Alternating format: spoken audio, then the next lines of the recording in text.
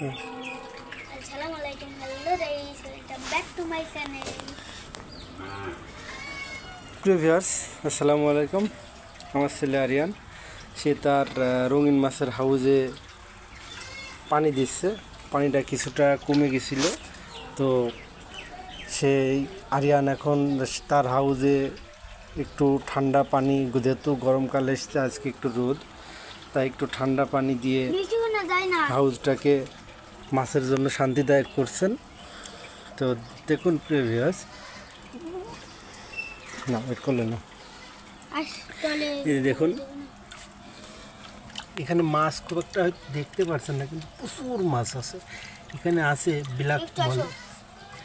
Black molly, white molly, গাপ্পি, দুটা gold fish আছে,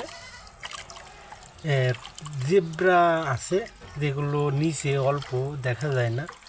বেশিরভাগই আছে এখানে গাপ্পি এবং ব্ল্যাক মলি, এবং খুবই কালারফুল গাপ্পি আছে এবং ব্ল্যাক মলি আছে, শুধুই ব্ল্যাক মলি, এবং ব্ল্যাক মলিগুলো খুব উন্নত জাতের।